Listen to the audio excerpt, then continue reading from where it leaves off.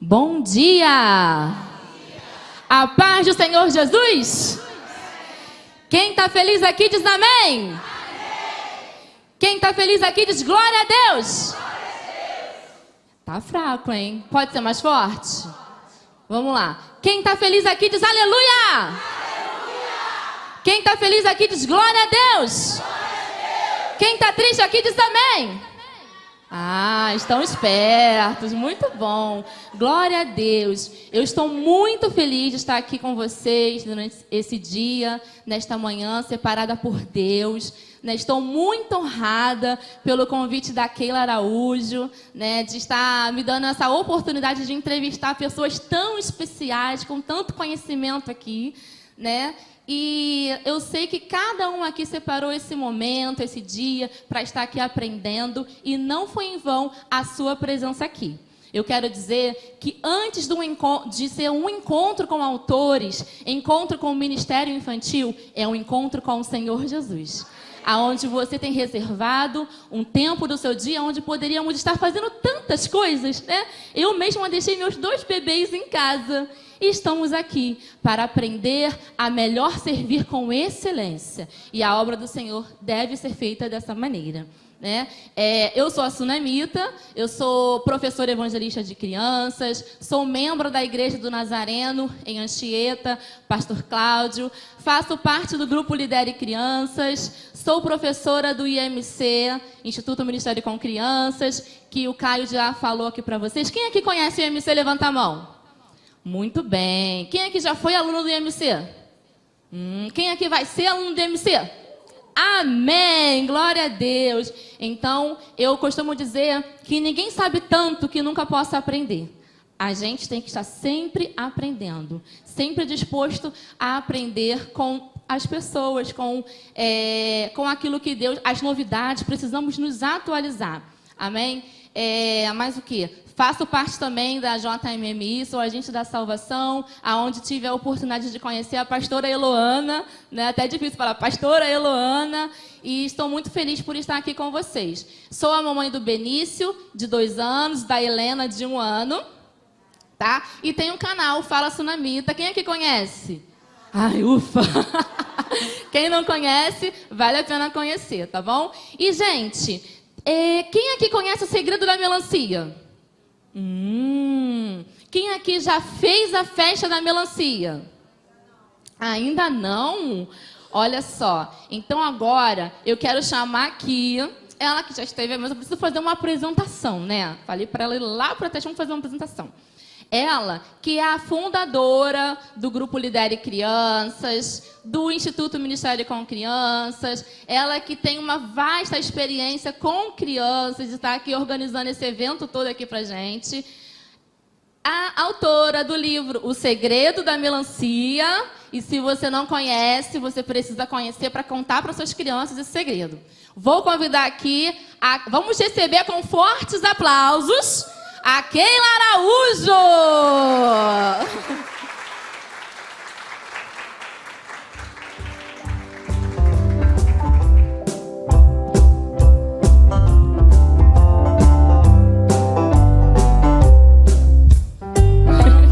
Perto de Deus eu quero andar. A música oficial, hein? De Deus eu quero andar. Perto de Deus eu quero andar. Eu quero ser. Vamos cantar então, ela quer que a gente cante, vamos lá? Perto de Deus eu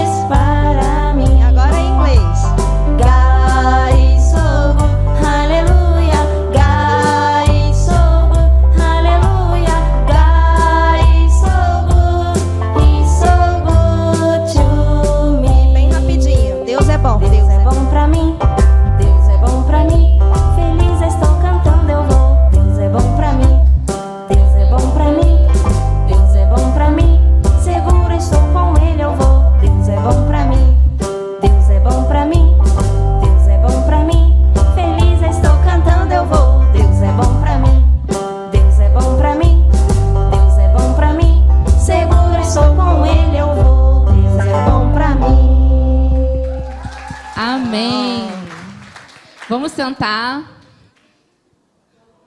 Bom, aqui já temos um chapéu, uma melancia, né? Já sabemos que a gente vai falar sobre o segredo da melancia. Tá legal, sim?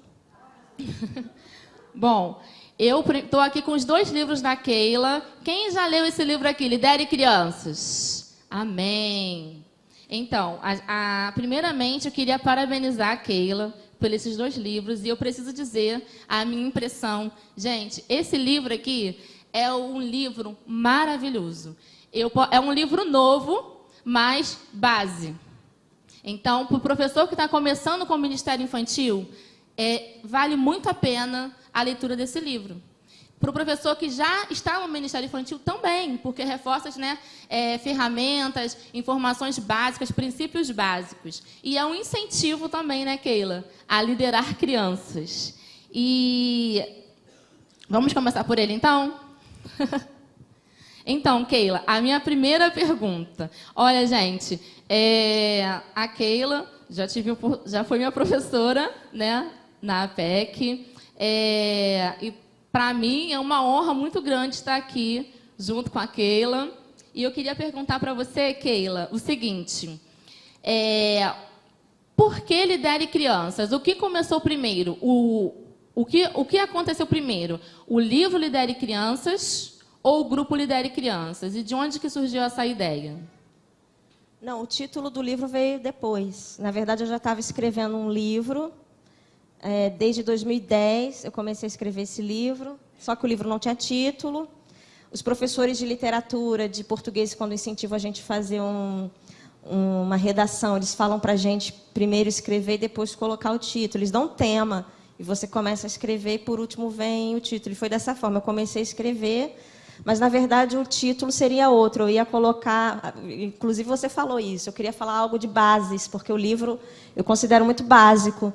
Eu queria fazer um livro assim, falando sobre o básico é essencial, alguma coisa assim. O livro se chama O Básico, para o Ministério Infantil. E o livro começou com esse título, Bases para um Ministério Eficaz com Crianças. Mas o livro foi ficando muito grosso. O básico é muito grosso. É muita coisa o básico. E o livro era gigante. E aí um amigo meu, eu teria até que colocar o nome dele aí nos agradecimentos, não coloquei, então estou fazendo agradecimento agora, o Fábio Rocha, lá de Orlando, Estados Unidos. Ele me deu essa brilhante ideia. Keila, divide esse livrão que você está fazendo, essa Bíblia que você está fazendo, em pequenos livretos.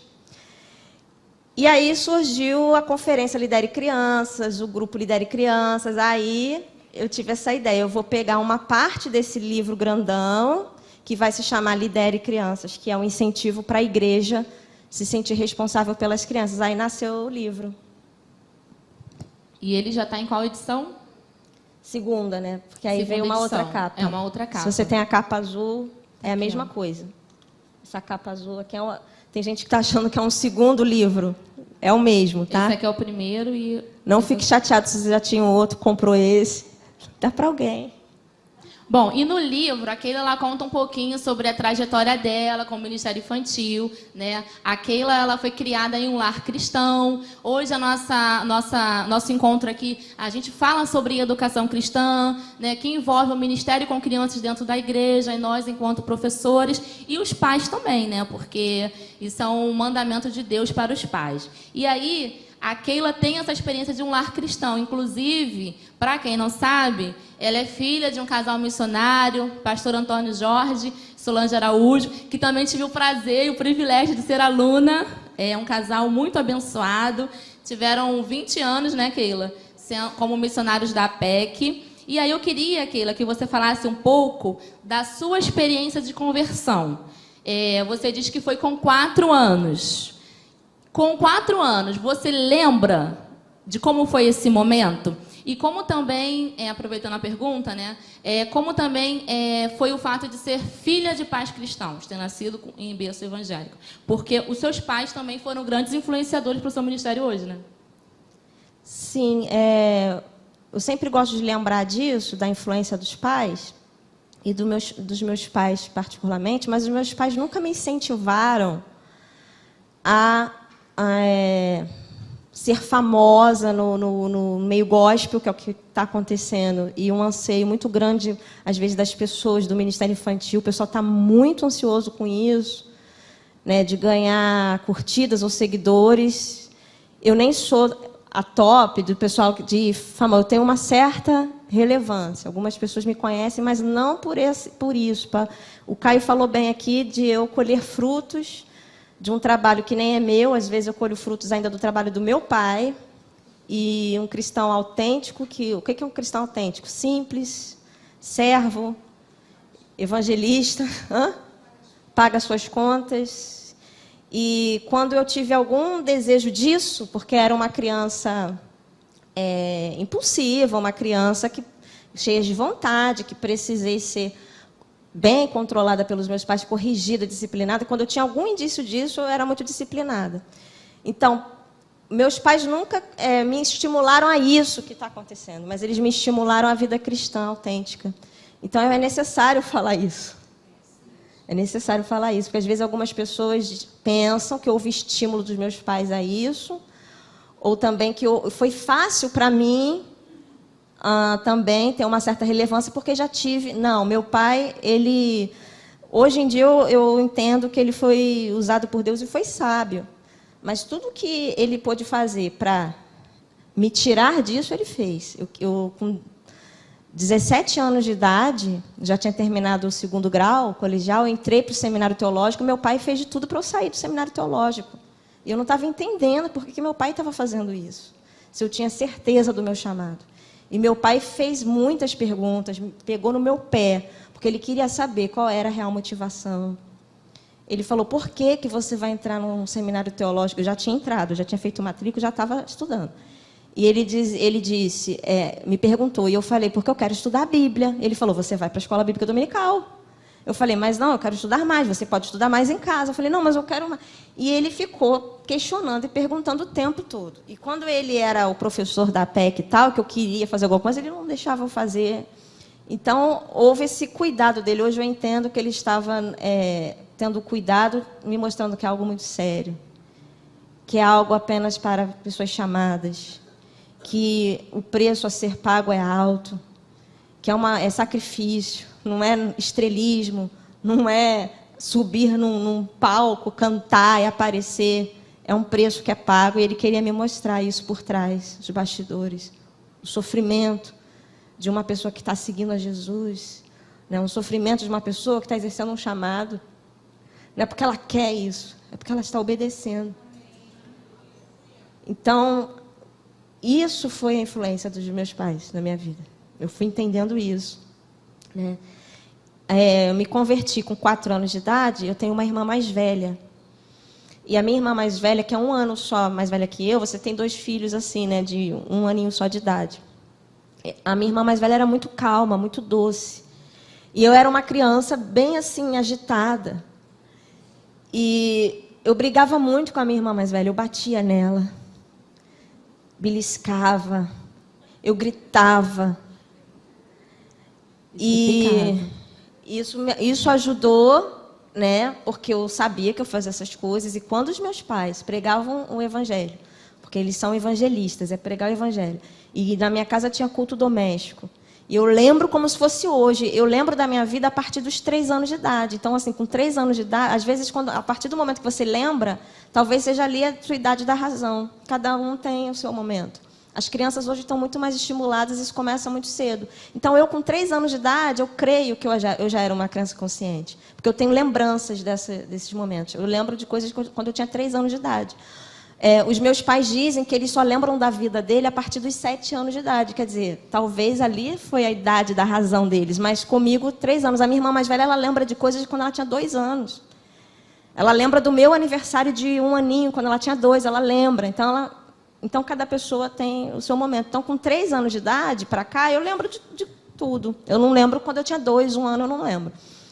Mas, como meus pais eram cristãos e comprometidos de ensinar a Bíblia dentro de casa, desde pequena eu fui ouvindo.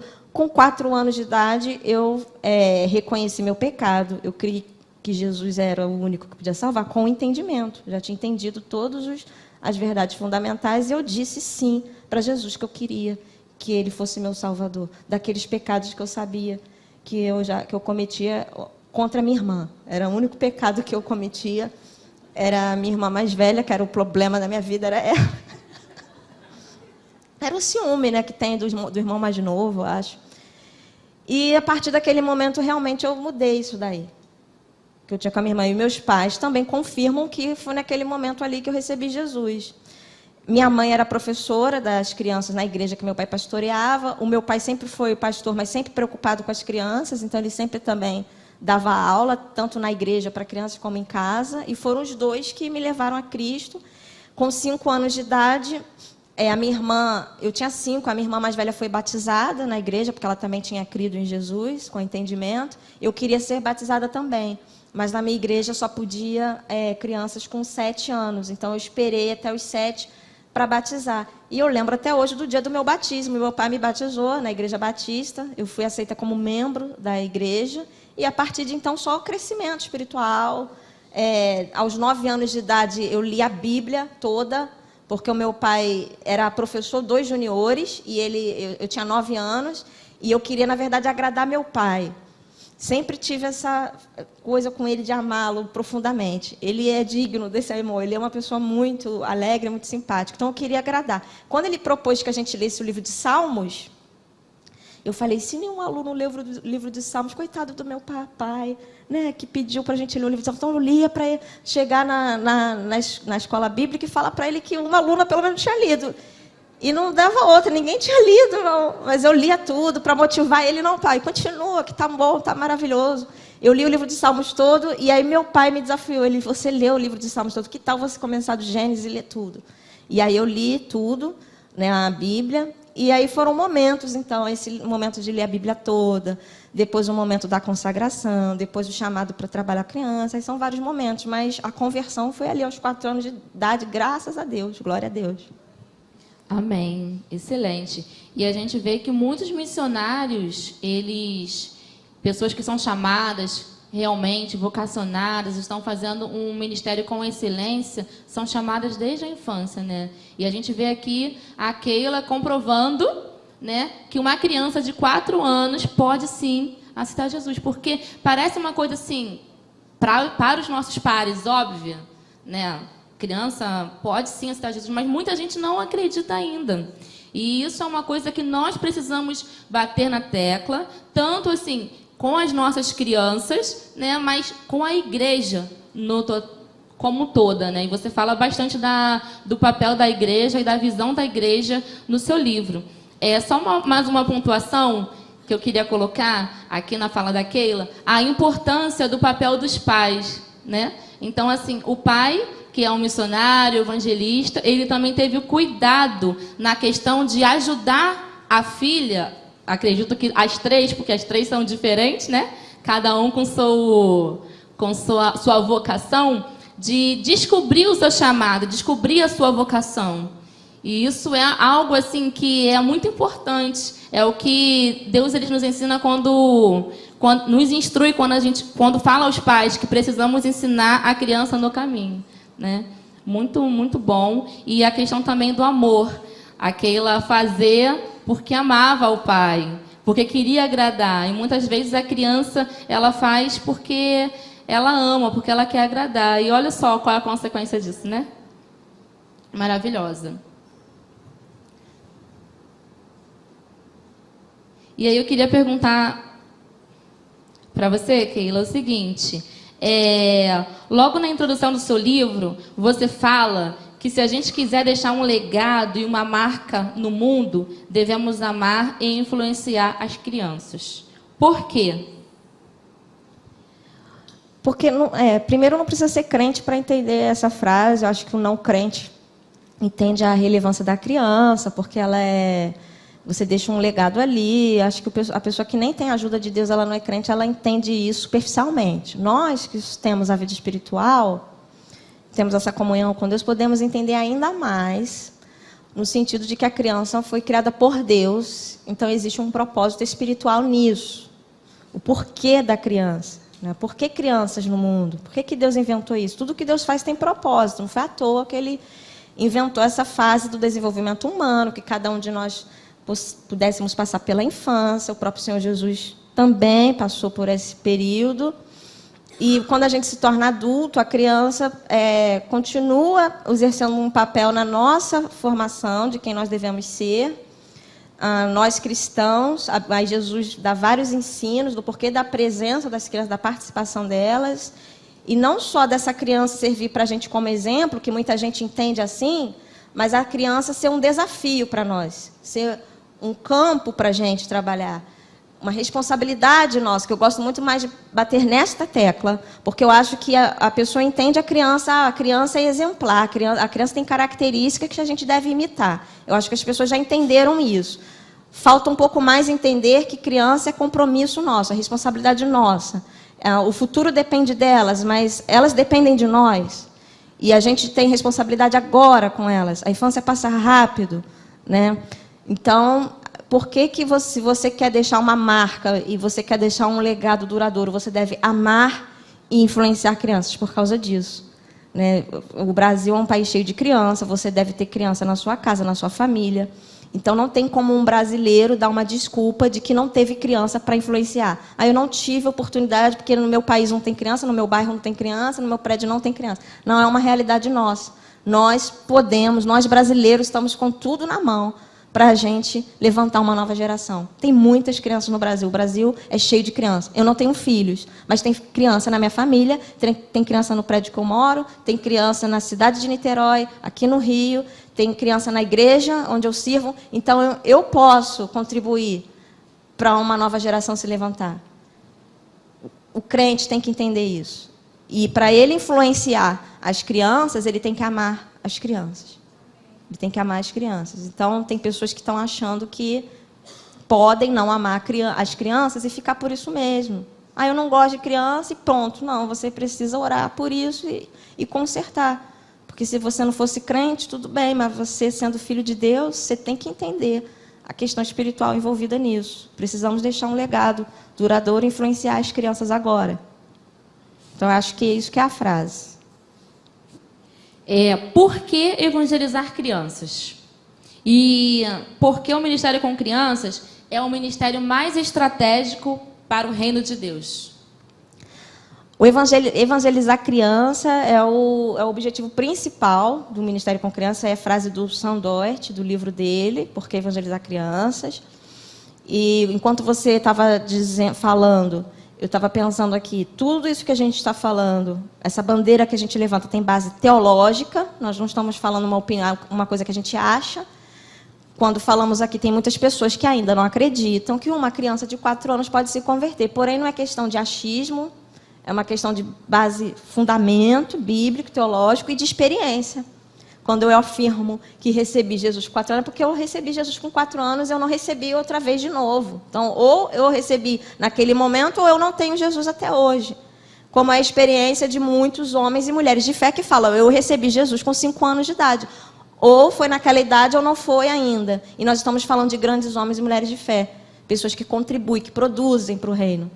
Como a Sunamita falou, grandes pessoas, né? Billy Graham, Spurgeon, não sei o que, tudo, o pessoal fala, olha, foi muito cedo. Corrie ten Boom, que andou o mundo pregando o evangelho, ela falou, eu aceitei Jesus com 5 anos de idade.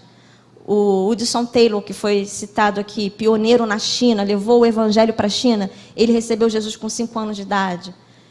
James Dobson, Luiz Palau, que recebeu prêmios Nobel, eles falam que receberam Jesus muito cedo.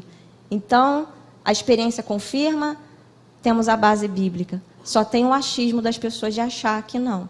Talvez porque não foi a experiência dela. Talvez porque ela nunca trabalhou com crianças e nunca experimentou essa forma de Deus trabalhar. Porque existe uma maneira maravilhosa de Deus trabalhar, que é na vida das crianças. E tem crente que ainda não experimentou isso. Nunca viu crianças recebendo Jesus. Agora, nós que estamos envolvidos, a gente vê isso toda hora. Crianças se convertendo, mudando o comportamento. E ninguém muda ninguém. Não é o professor que mudou a criança. Não foi mudar uma pessoa, só o Espírito Santo. Você não muda você mesmo, você não muda seu marido, você não muda ninguém. Então, se você vê que a criança mudou, é obra do Espírito Santo na vida dela. Essa criança se converteu. Então, não existe nenhuma base freudiana, piagetiana, que vai dizer contra a experiência e contra a base teológica, que é a base que a gente acredita, que é a base bíblica. Então, por que evangelizar crianças? Porque a Bíblia manda, a experiência confirma que a experiência tão cedo gera grandes homens e mulheres de fé.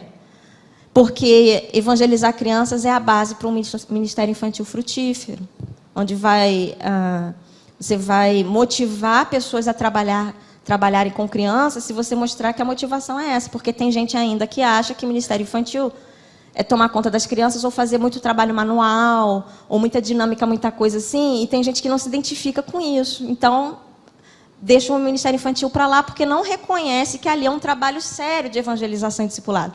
Mas quando entenderem que é isso, eu creio que muitas pessoas com o dom do ensino, doutores, mestres, inclusive homens, vão querer se envolver no ministério infantil, se a proposta for essa. Se a proposta é essa, então eu estou dentro.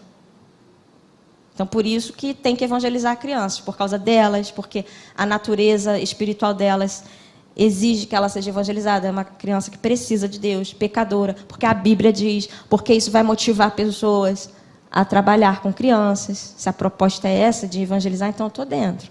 Essa é a minha visão, porque talvez a questão das brincadeiras e das atividades manuais, isso não me atrai tanto também, porque não é muito a minha área. Mas quando eu penso no Ministério do Ensino e na questão da evangelização, já me atrai.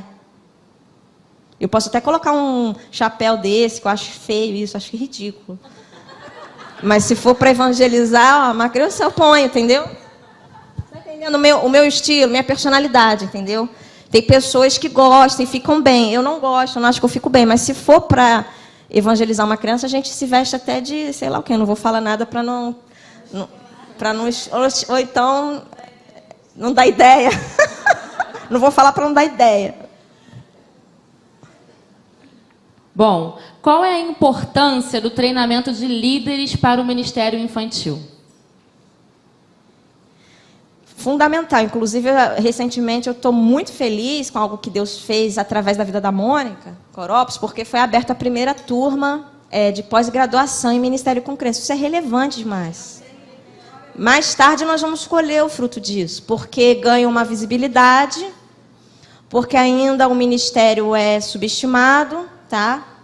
E aí, quando você tem um curso de pós-graduação em Ministério com Criança, as pessoas já começam a falar, mas tem curso de pós-graduação nisso? Quer dizer, algo sério, tem alguma coisa para estudar, tem muita coisa para estudar. Então, vai passar uma mensagem do que é realmente o ministério, que a gente está aqui lutando para isso, para mostrar relevância e tal. E esse curso de pós-graduação funciona como isso, para mostrar relevância.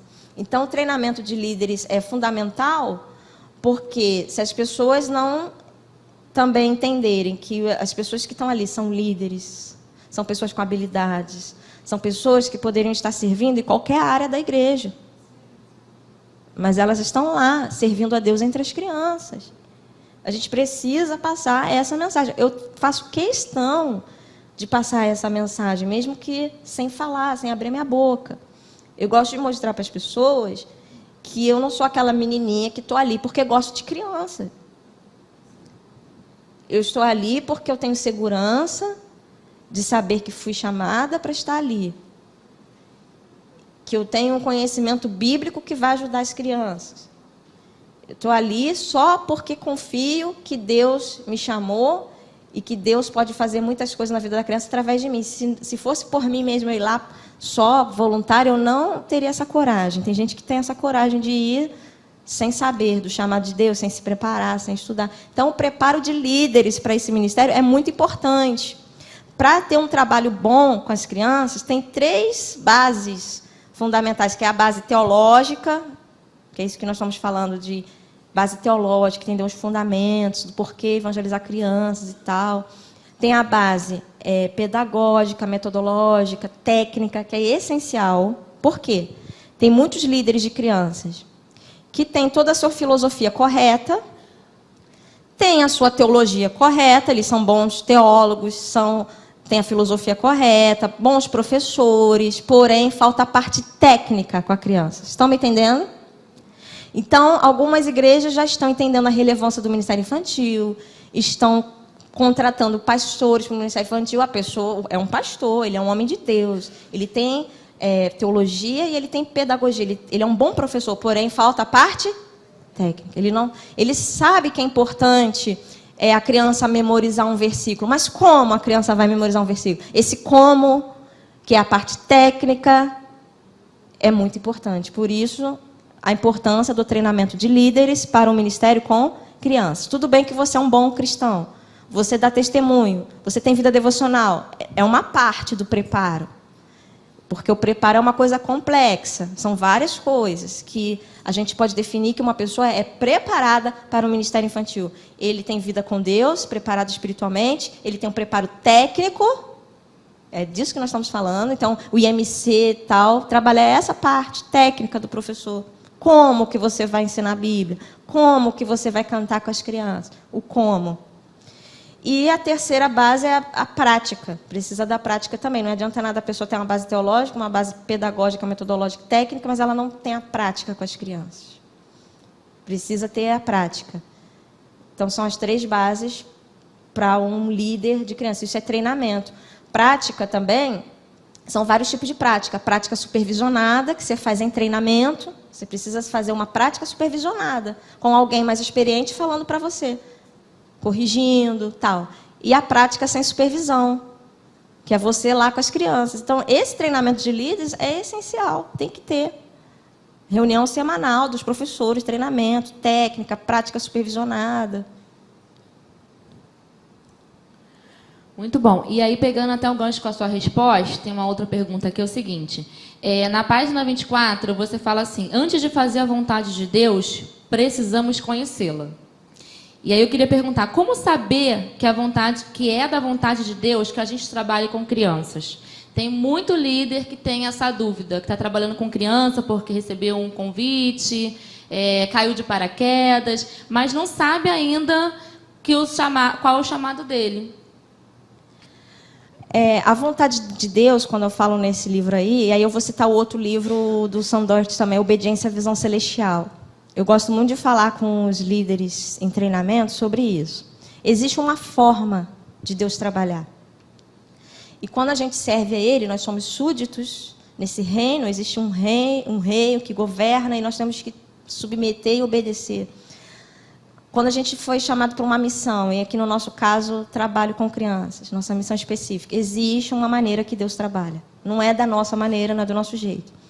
Quando não tem o treinamento de líderes, é muito ruim, porque cada cabeça uma sentença, cada pessoa acha uma coisa, cada uma pessoa tem uma experiência de vida, eu acho que trabalha assim, eu acho que trabalha assim, eu tive uma ideia, tal, é horrível. Precisa alinhar a equipe numa visão. E a visão é uma coisa muito ampla, é uma coisa meio que abstrata, não é uma coisa ali, mas é a visão. E dentro da visão, você tem liberdade na sua criatividade e tal, mas dentro da visão. E os professores de criança, eles estão muito perdidos, sabe? Andando assim, sem a visão, de acordo com a vontade de Deus. Para conhecer a vontade de Deus é uma coisa muito simples, é paradoxo, é simples e é complexo ao mesmo tempo. Para conhecer a vontade de Deus, tem que conhecê-lo. Tem que saber quem ele é, como ele age. E aí o Sandort brilhantemente escreveu esse livro, Obediência à Visão Celestial. Vem assim, o nome Obediência, bem grande, Obediência à Visão Celestial. E um subtítulo, Deus tem um plano para a sua vida e seu ministério. Então, Deus tem um plano. Deus tem um plano. Deus tem um plano para a sua vida e para o seu ministério. Ele quer te dizer como vai ser. Antes da gente pensar numa coisa mais específica da sua vida, da minha vida e como vai ser, ele tem um plano. E o Sandort diz nesse livro dele que as maneiras de Deus trabalhar, quem é crente há muito tempo, quem vive com Deus há muito tempo, conhece essa maneira de Deus trabalhar.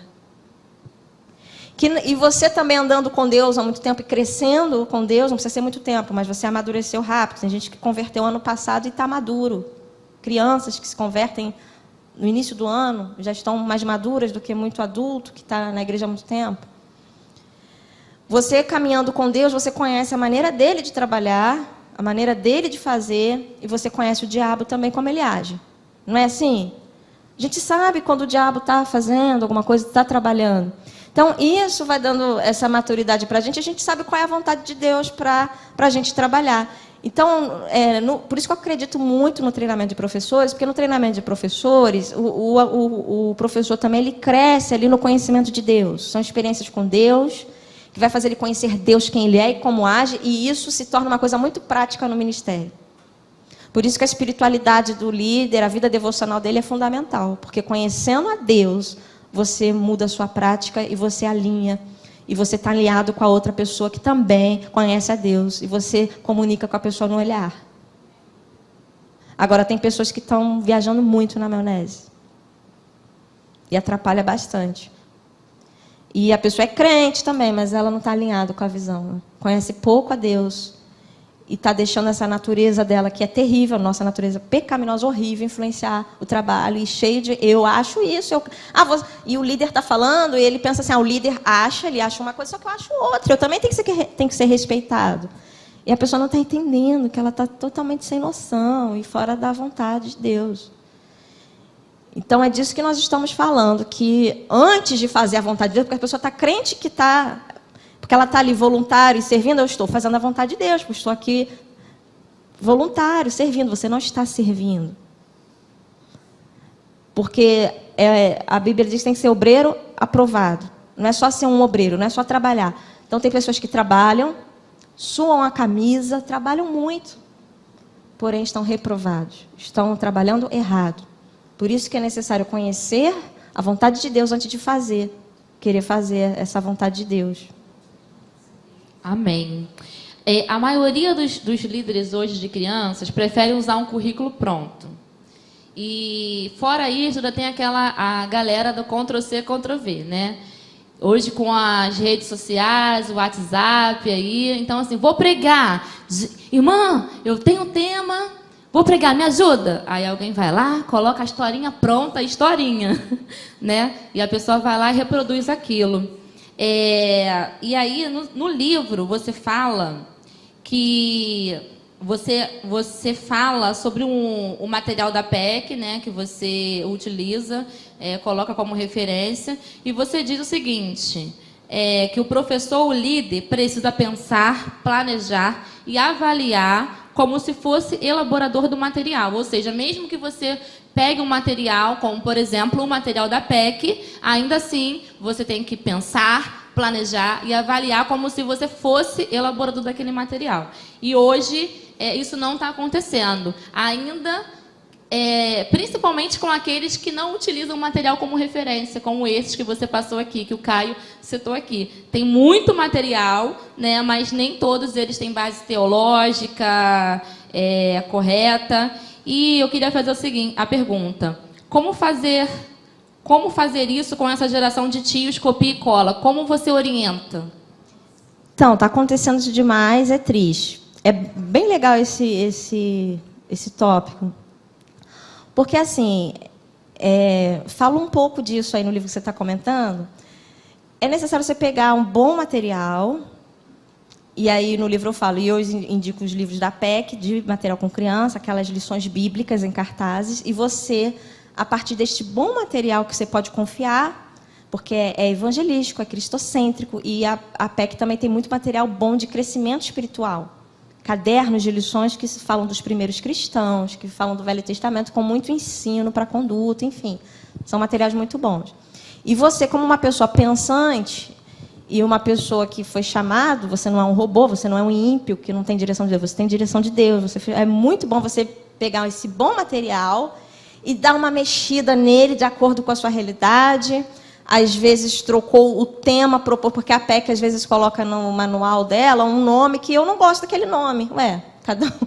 Você também, talvez você não vai, não gostei desse título, mas se a gente trabalhar esse título, que eu acho que tem mais a ver com a minha igreja, com a minha realidade, aí você... inclui uma outra história que você conhece a Bíblia e conhece aplicações. Eu vou encaixar essa narrativa aqui, porque eu acho que se eu encaixar essa narrativa aqui, vai ficar excelente. Às vezes o material da PEC vem com 5 lições. Eu quero fazer 2 meses. Eu quero fazer 8 lições. Então, eu incluo mais 3 para eu completar esse ciclo. Eu estou falando disso. Agora, esses professores que ficam... Gente, eu vou pregar tal dia, lição tal. Alguém tem esse material para me passar? Que é isso? Eu não dou nada disso para ninguém. Porque eu não acredito nesse tipo de trabalho. Que você vai pregar semana que vem, que eu vou te dar um material aqui... as pessoas estão achando que é assim, que é um material que faz o trabalho sozinho, que você só conseguiu fazer o trabalho com as crianças porque foi o material que te deu. Não é isso, não é isso. E também, aí você fez uma pergunta muito interessante, qual é a proposta, então, para os tios e para as tias que vivem de Ctrl-C, Ctrl-V? Não existe muito problema no Ctrl-C, no Ctrl-V. Tchan, tchan, tchan, tchan. Não vão se escandalizar com o que eu vou dizer. Eu acredito que você deve derivar de alguma coisa. A partir de uma coisa, você fez aquilo. A pessoa que quer criar do nada sozinho, erra, porque só quem cria do nada é Deus. E esse anseio do ser humano querer ser Deus, é aí que começou o pecado no mundo. O diabo conseguiu o que ele queria quando ele fez essa proposta. Você querer ser igual a Deus. A gente não cria do nada, a gente precisa derivar de algo, ser inspirado, ser motivado. Então, por exemplo, eu vou lançar o segundo livro infantil, que é O Sonho do Rei.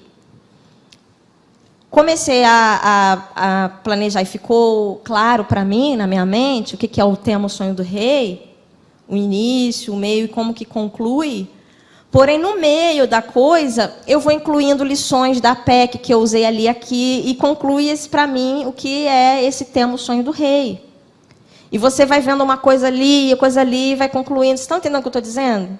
Porém, você tem uma base sólida da sua espiritualidade, da sua vida devocional, e você não está fazendo um Ctrl-C, Ctrl-V que é feio demais. Aí sim, você pegar uma coisa de alguém, colocar lá e dizer que é seu, o pessoal faz muito isso. Há muito tempo atrás, há 10 anos atrás, mais de 10 anos atrás, 15 anos atrás, eu ficava falando com as pessoas de que postavam nos blogs, coisa, e não colocavam a referência de quem era, eu ficava avisando, porque tinha menos tio e tia do Ministério Infantil. Hoje está um boom, assim, tem tanta gente que eu nem sei, nem quero conhecer. Isso é bom ou é ruim? O quê? Ter o boom do Ministério Infantil, né? Ter Não, mais tios porque e é ruim. Tem um lado bom, tem gente boa chegando, está acontecendo um crescimento saudável. Porém, também está acontecendo um crescimento que não é saudável, dessas pessoas que você está falando, que acham que é fácil, que é assim, que estão fazendo coisas feias, de pegar coisa daqui e dali, de roubar, de não sei o que, muito feio. Está acontecendo isso. Oi? Está inchando também. Está crescendo, mas o crescimento saudável é um processo, é devagar. Agora, esse crescimento assim é porque é inchaço. E é lamentável, é triste, não é legal, não. E aí eu queria perguntar o seguinte: como a igreja atual tem lidado com o Ministério Infantil? E de que forma a igreja vem contribuindo para que as crianças conheçam o Evangelho de Cristo? Eu estou vendo um avanço, tem a ver com o que a gente estava falando, estou vendo um avanço em relação à igreja. As igrejas têm considerado mais o Ministério Infantil. Colocado isso como ministério, porque antes era departamento, ou algo muito assim, tá mais assim, sendo mais relevante. Porém, ainda não é também a visão ideal das igrejas, não. Na hora eu tive esse... Porque num livro maravilhoso que se chama Crianças Firmadas na Rocha, o autor fala uma coisa incrível, ele fala que tem pessoas que... A visão que as pessoas têm sobre as crianças, né? Alguns têm uma visão que a criança é um incômodo. Isso é uma visão bem atrasada. A criança atrapalha. Então, é por isso que a gente tem um Ministério Infantil, para elas ficarem lá e a gente aqui. Se o Ministério Infantil pudesse ser lá do outro lado da rua, melhor ainda, para o barulho não vir aqui. Tem as pessoas que consideram a criança, mas eles consideram a criança importante, ou o Ministério Infantil importante, porque é uma isca para atrair os pais. Então, alguns líderes de igreja, algumas lideranças pensaram assim, se a gente tiver um ministério infantil bom, com estrutura, com salas, com folhas, com lápis de cor de todas as cores, com tias de avental colorido, com chapéuzinho, os pais vão querer vir para cá. Então, eles começaram a investir no ministério infantil, só que não é uma coisa saudável, uma coisa verdadeira de interesse na criança, de desejar que crianças sejam salvas, que crianças tenham libertação, cura, crescimento, nada disso. O interesse é nos pais. Então, a criança não é importante porque ela é importante porque ela traz os pais. Uma visão medíocre. Né? Medíocre é aquilo que é médio, porque a terrível é a criança é um incômodo. A segunda pior é a criança é importante porque ela tem os pais que podem vir. Aí tem a outra visão, que a criança ela é importante porque ela representa o futuro. Então, o valor continua não estando na criança. A criança só é importante porque ela vai ser um adulto no futuro. Então, quer dizer, a criança ela não é importante por si só. Continua a pessoa não valorizando a criança. Ela só é importante porque um dia ela vai ser um adulto, que vai ser um pastor, que vai ser um missionário, que vai ser sei lá o quê. E a quarta visão, que é a visão correta, é a gente amar as crianças e investir no ministério infantil, porque crianças são pessoas.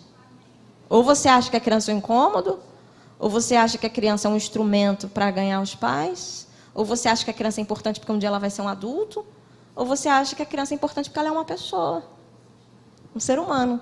E essa visão, a quarta, é a correta porque é a visão de Jesus. Jesus não achou criança incômodo, Jesus não achou que a criança é importante porque os pais estavam ali, porque as crianças iam ser adultos. Ele não estava se importando com isso. Jesus estava se importando com as crianças porque elas eram pessoas que careciam também dele como os adultos. Essa é a melhor visão para mim e para você. Amém. E a criança, ela tinha prioridade para Cristo, né?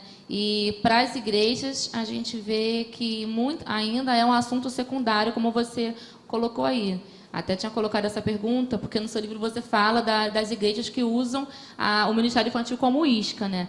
E você passou essas 4 visões. Como a gente pode fazer para que essa visão possa mudar? O Ministério Infantil está crescendo, está inchando, e muitas vezes novos voluntários, novas pessoas vão chegando e vão aprendendo com o erro de outros, né? Como a gente colocou com as visões erradas. Como a gente pode fazer, qual é o desafio, como a gente pode fazer para que a visão correta que cresça? Você começou dizendo que Jesus deu prioridade para as crianças. Isso fica nítido, porque em termos de pessoas, Deus não faz acepção de pessoas. E é muito legal a gente alcançar essa visão de Deus, de que crianças são pessoas. Se você tem compaixão de um adulto, você tem que ter compaixão da criança, é igual. A criança é pecadora, ela carece tanto de Deus quanto um adulto. Deus ama a criança igual e ama a gente também, não ama só as crianças. Então, para Deus não faz acepção de pessoas. Porém, em questão de almas, a alma de uma criança vale mais que a de um adulto, isso biblicamente. E Jesus, nos ensinos dele, ele mostra isso para os discípulos, de propósito, para mudar aquela atitude do coração dos discípulos e para deixar registrado na Bíblia os seus ensinos, porque ele sabe que é uma tendência natural, seria uma tendência nossa errar, achando que a criança é depois, e a tendência natural do ser humano é subestimar a criança. Eu também tenho tendência natural humana de subestimar a capacidade da criança. Quando a Sunamita comentou aqui sobre essa preferência de Jesus, sobre a prioridade que Jesus deu, mas Jesus citava o Velho Testamento, estava totalmente de acordo, e o Velho Testamento também fala muito sobre as crianças, ainda mais que naquele tempo, onde a salvação, a promessa de salvação, era para um povo escolhido, da descendência de Abraão, era fundamental às crianças, porque a verdade de Deus tinha que ser passada de geração em geração, de pais para filhos. Então o Velho Testamento vai ter muito texto falando disso, das crianças. Aí Jesus reforça o texto do Velho Testamento. Aí quando você está me perguntando como fazer para que a gente possa influenciar, para que a visão mude. Primeiro, a gente não consegue mudar o lugar que a gente está, a gente não consegue mudar as pessoas que estão perto da gente, a gente muda a gente mesmo. Para algo de bom acontecer na nossa vida, quando está ruim, a gente precisa mudar nós mesmos. Quando a gente muda, tudo muda. Então, primeira coisa, nós precisamos mudar à medida de que vamos recebendo visão de Deus. Quando Deus abre os nossos olhos, a gente vai mudar. Amém? Cada um de nós aqui precisa ampliar a visão, mais um pouco, mais um pouco. Então, a gente precisa orar que Deus amplie a visão, dê uma nova visão, renove a visão, porque a gente já teve lá atrás, está precisando daquele renovo. Então, primeiro a gente muda a gente, e a gente não é uma frase que você muda e tudo muda. É você muda e por causa dessa sua postura você acaba influenciando quem está do seu lado. Então, uma ótima maneira da gente influenciar as pessoas é a gente fazendo o que é certo. Não é fácil. fazer o que é certo, enquanto todos estão fazendo o que é errado. Porém, nós temos exemplos bíblicos de pessoas que venceram nisso.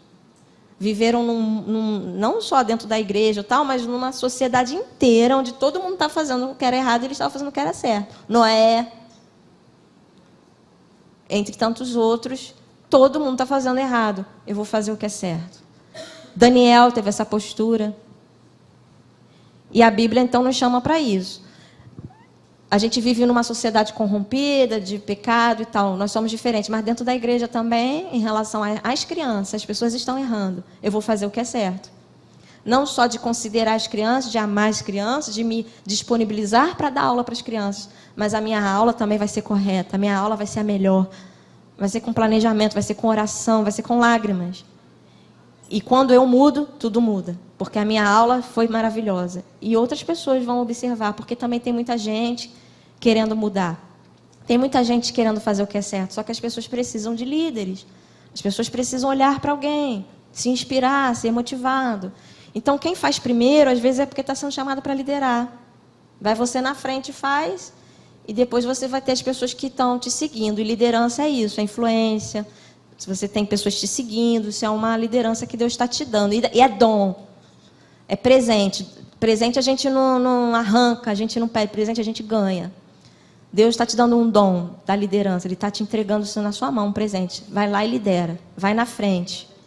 E as pessoas vão seguir você. E o texto de Daniel, capítulo 12, versículo 3, é um versículo lindo, que diz assim: aquelas pessoas que ensinaram muitos a fazerem o que é certo, vão brilhar como as estrelas do céu. Vamos brilhar? A pessoa que ensina os outros a fazer o que é certo, você só vai ensinar se você fizer. Então, você faz o certo e ensina os outros a fazer o que é certo. Você vai brilhar como as estrelas brilham no céu. Amém. Glória a Deus. Keila, ainda existem muitos pastores e muitas pessoas que acreditam que a criança não tem pecado. Mesmo o líder lá, sabendo, tendo a consciência, fazendo o que é certo, a sua liderança pensa de uma forma errada, né? Como a gente pode trabalhar essa questão?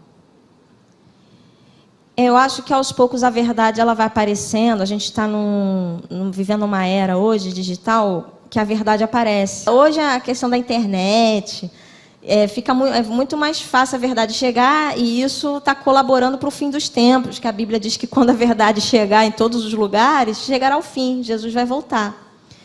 Então, quando a gente diz que a criança é pecadora, isso é uma verdade. É uma verdade. Não vai ter como esconder. Então, líderes, crentes, cristãos, pastores que acreditam que a criança não tem pecado, vai ter uma hora que isso vai bater de frente, porque a verdade está aí vindo à tona. Então, pessoas há um tempo atrás que achavam isso, que a criança não tem pecado, daqui a pouco essa mentira vai ser desmascarada, porque a verdade vai vir à tona, né?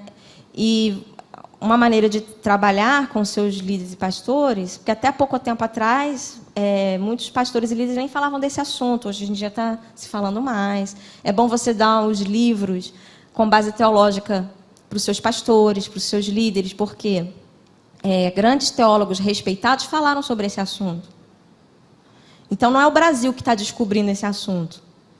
Isso já foi discutido há muito tempo, na Inglaterra, nos Estados Unidos. Então, o Charles Spurgeon falou sobre isso.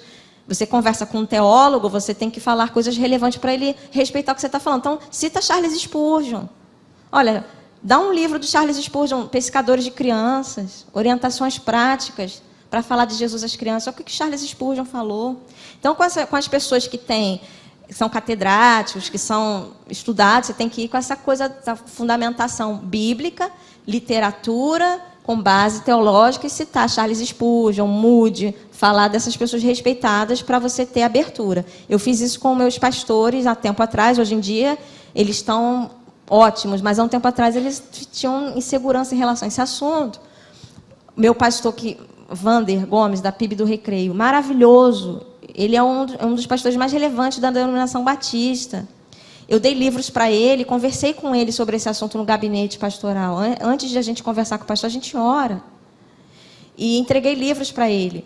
Ele falou com sinceridade para mim, com humildade. Ele disse: Keila, eu não tinha nenhum livro desse assunto na minha biblioteca. eu dei uma Bíblia de recursos para o Ministério com Criança para ele. Ele olhou a Bíblia e falou, tem Bíblia desse assunto? Que maravilha! Então, ele não sabia. E ele falou, olha, no seminário teológico a gente não aprende isso.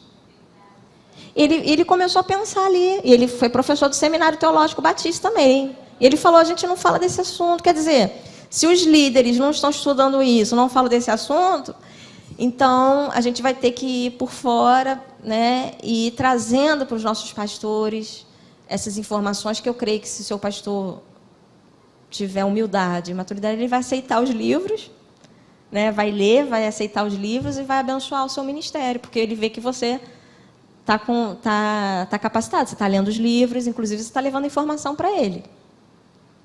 Eu era assessora do meu pastor na questão criança. Quando ele queria saber alguma coisa, ele perguntava para mim. Versículos que falam sobre a criança, ele perguntava para mim. Então, os pastores precisam de assessoria nessa área.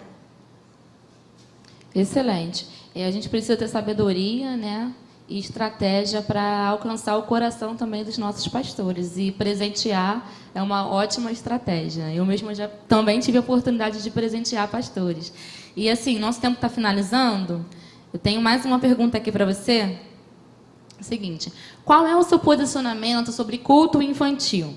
Algumas igrejas defendem que as crianças devem assistir o culto com os adultos, participar da liturgia do culto com os adultos, para quando adolescentes, elas não estranharem e se adaptarem bem com a liturgia.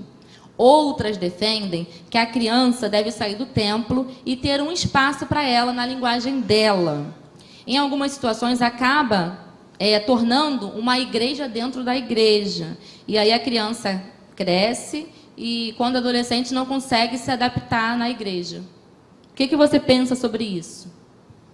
Eu acho que a forma é secundária, se vai estar junto, se vai estar separado. A questão é, a criança está sendo alcançada, né? A criança está sendo valorizada como um membro do corpo, ou alguém ali que precisa crer em Jesus, alguém que já creu e precisa crescer. Então, assim, biblicamente, a gente não tem o culto infantil. A gente não tem, biblicamente, fundamento para que as crianças sejam separadas. Biblicamente, no Velho Testamento, era junto, eram os ajuntamentos. Porém, biblicamente, não tinha o ministério de mulheres, não tinha o ministério de homens, não tinha essa separação. Quando a gente vê no Velho Testamento, era o ajuntamento dos cristãos e as crianças. O bom para a gente é que a gente vê a criança incluída em vários textos. Tem um texto de Deuteronômio 31:12 que eu acho lindo. Moisés mandando juntar todo o povo. Ele fala, os homens, as mulheres, as crianças, os estrangeiros que vivem entre a gente. Todo mundo precisa ser ajuntado, porque eu vou falar da parte de Deus. Ou seja, ele não deixava as crianças no parquinho, ou na salinha, ou dormindo. Ele mandava chamar as crianças. Aí, quando você abre a Bíblia em Esdras, capítulo 10, versículo 1, fala que Esdras se ajoelhou, chorou, confessou seus pecados, e enquanto Esdras chorava e orava, foi se juntando a ele grande multidão do povo de Deus, e tinha homens, mulheres e crianças, que também se ajoelharam e oraram diante de Deus, confessando seus pecados. Então, era um ajuntamento. Então, biblicamente, no Velho Testamento, os pais ensinam seus filhos em casa. A igreja seria o ajuntamento. Porém, nessa visão do ajuntamento, você não tem nenhuma reunião específica, você não tem ministério de mulher, nem de homem, nem de jovens, é ajuntamento. Como existe ministério específico de faixas etárias, o que é muito bom, porque a mulher quer reunir com a mulher. Eu estou doida para a gente acabar aqui, eu tomar um café com a Sonomita.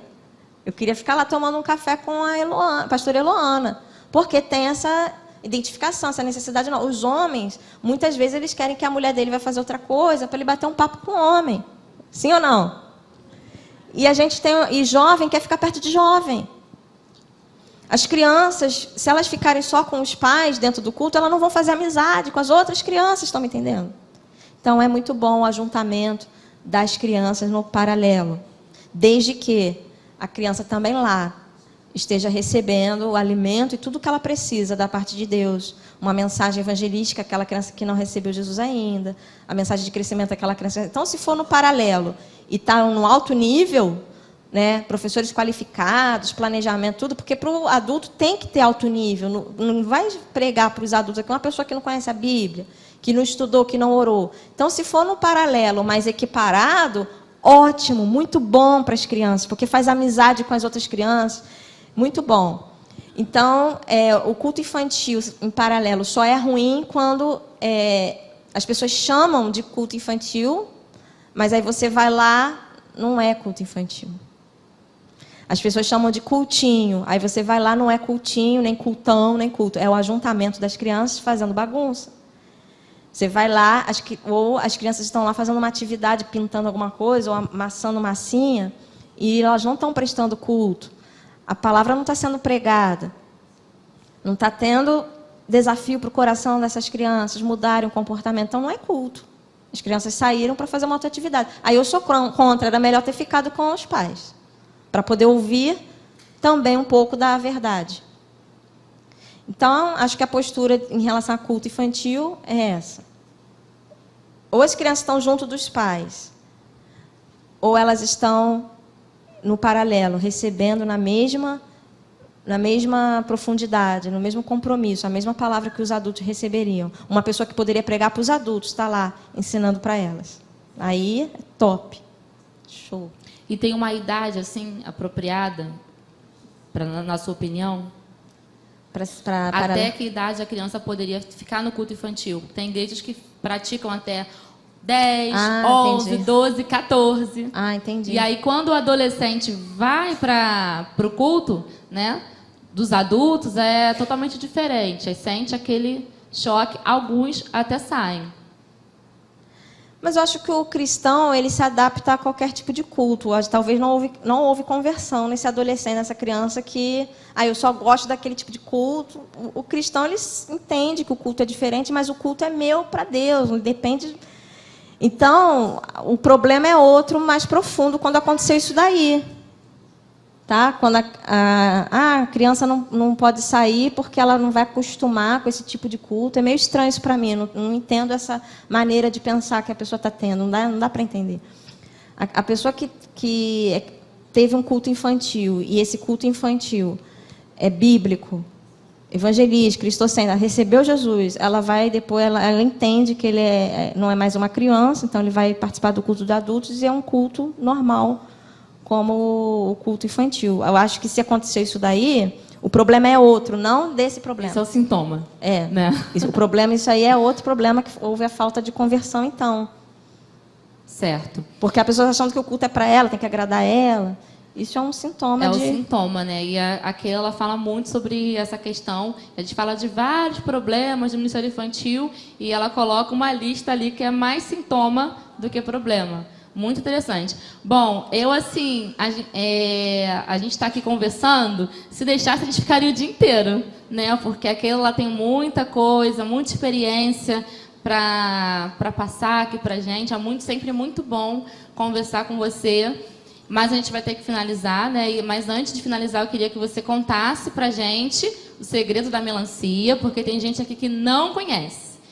Mas antes de você contar, eu quero já, gente, incentivar vocês a adquirirem o livro da Keila, porque assim, isso que ela falou aqui é muito pouco.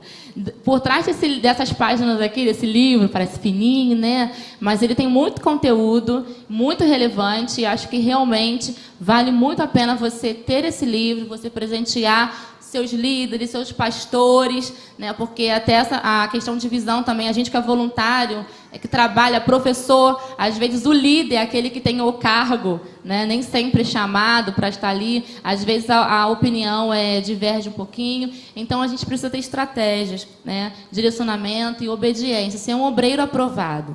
Quando nós somos um obreiro aprovado, essas questões aí, né? Erradas, como que a gente conversou aqui, elas realmente não servem para a gente.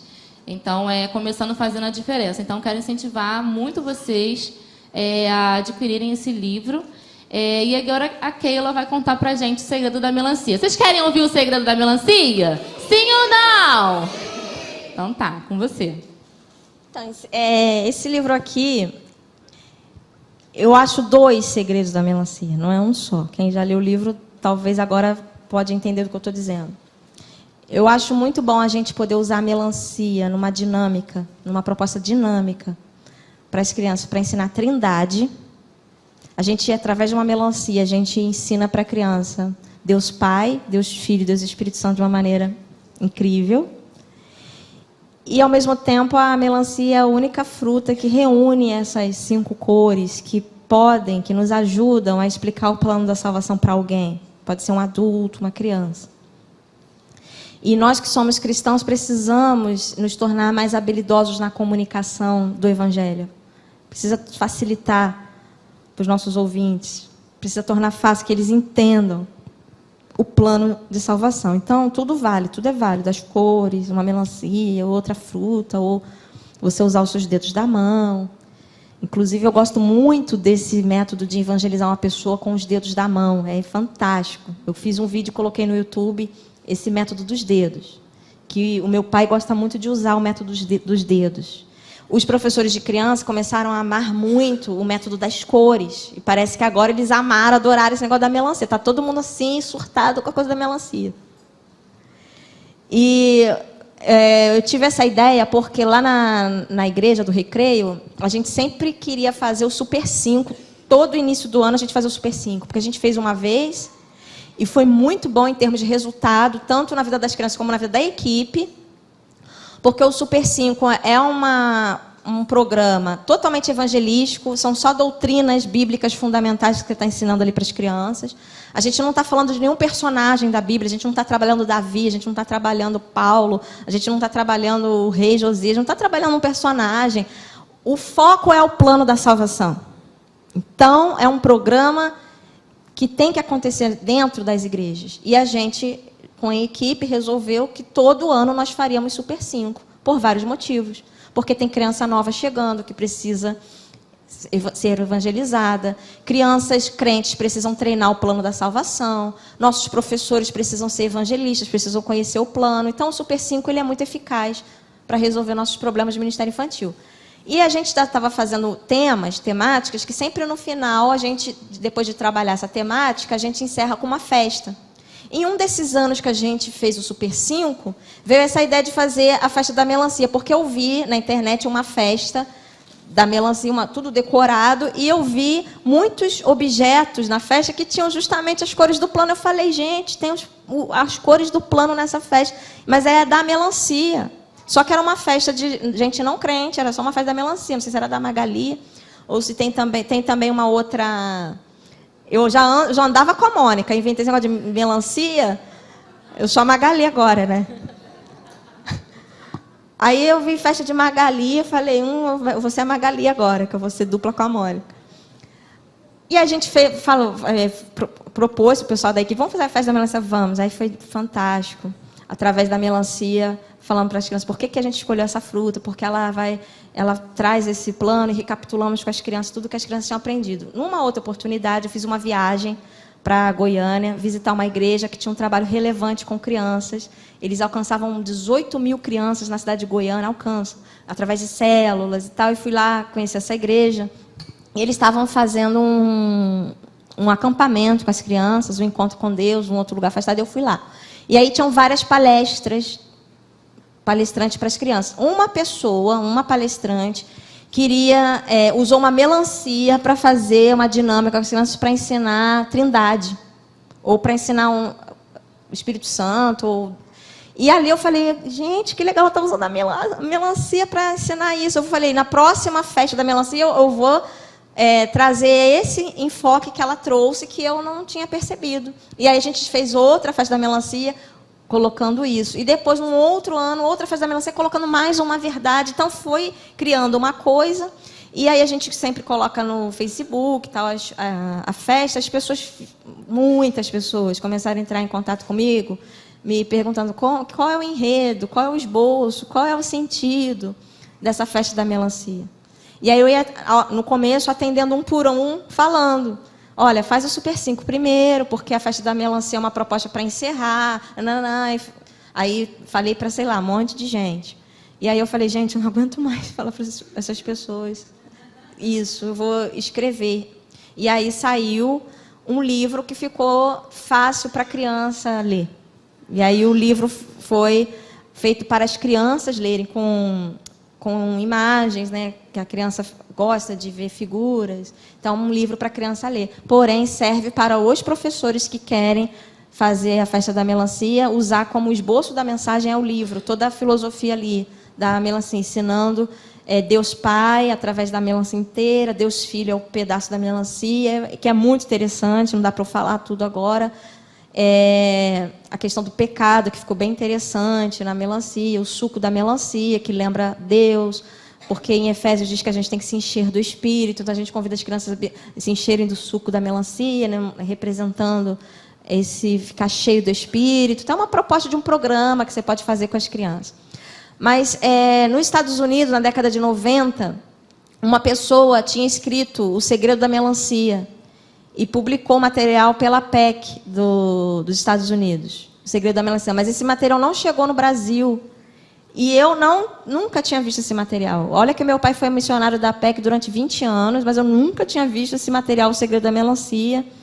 E a PEC dos Estados Unidos tem um material chamado O Segredo da Melancia, mas nem a PEC do Brasil tinha ainda pego essa coisa para publicar. Então, depois a PEC, até porque a gente tem uma ligação muito próxima, quem é responsável pela área de literatura na PEC do Brasil é Keila, minha xará, e ela é como uma irmã para mim.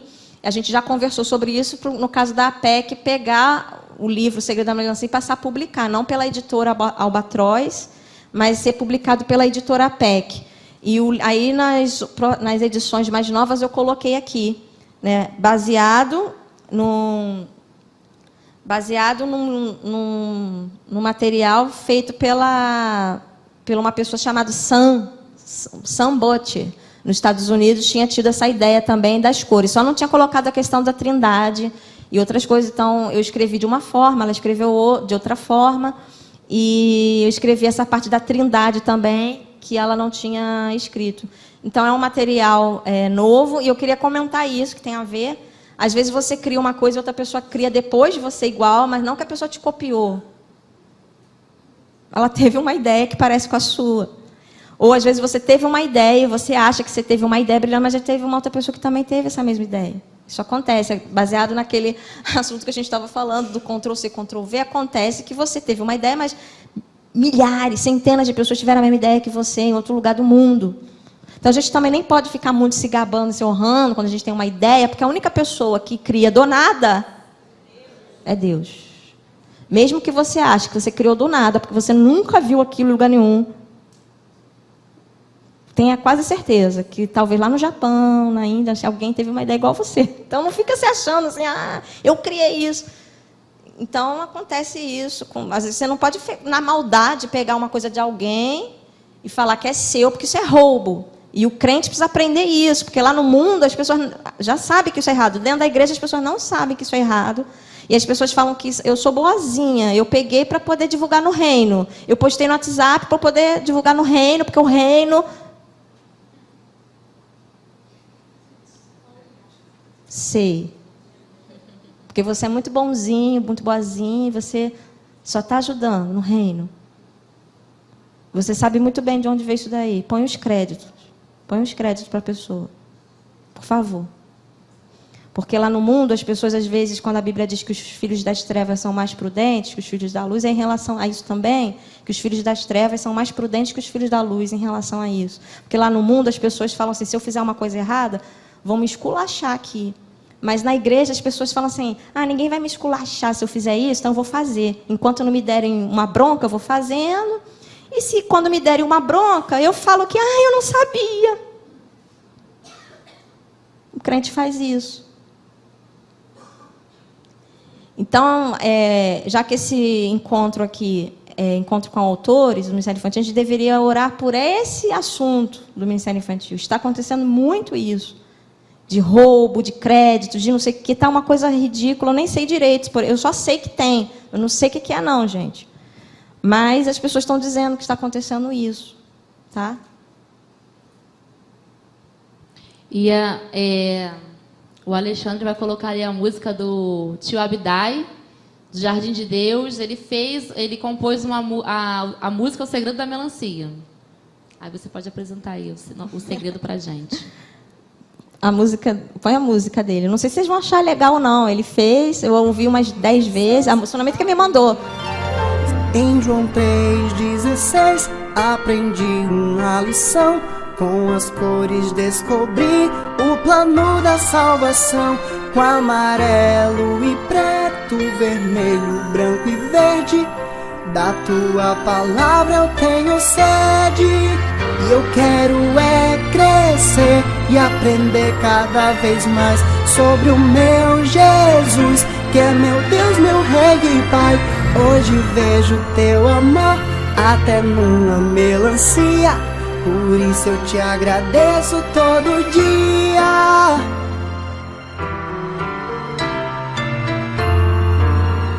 O amarelo lembra Deus e as ruas lá do céu, mas o preto do pecado nos separou de Deus. O vermelho do teu sangue nos deixou assim branquinho, e assim eu vou viver nesse caminho. Porque Deus amou o mundo de uma tal maneira que até enviou o seu filho pra morrer. Mas ele ressuscitou, lá no céu ele me espera. Estou no mundo, mas não sou da terra. E eu quero crescer e aprender cada vez mais sobre o meu Jesus, que é meu Deus, meu Rei e Pai. E hoje vejo teu amor até numa melancia, por isso eu te agradeço todo dia. Por isso eu te agradeço todo dia. Eu achei linda a música. Ele apresenta o plano da salvação e colocou a melancia. Ele só não falou comigo ainda. Fala comigo, Abidai. Abidai Sada. Prefiro chamar de Abidai. Só Abidai era bom, né, gente? Ele tem um sobrenome bonito. É muito legal. Vale a pena vocês também irem lá no canal dele, Jardim de Deus, porque ele publica lá os louvores que ele ensaia com as crianças, faz gesto, muito animado, muito legal. E aí a gente comprova aqui, né? Uma cria uma tem ideia, outra escreve o livro, outro compõe a música e a gente junta tudo e faz um culto maravilhoso com as nossas crianças, amém? Mas eu pedi a Mônica para fazer uma música da melancia. Você faz, amor? Ela vai ver que ela já fez, que ela é assim. Ela faz em 10 segundos a música. Vamos então, vou chamar aqui a pastora Eloana para entregar um presente para a Keila. Vamos dar uma salva de palmas para o Senhor, pela vida da Keila.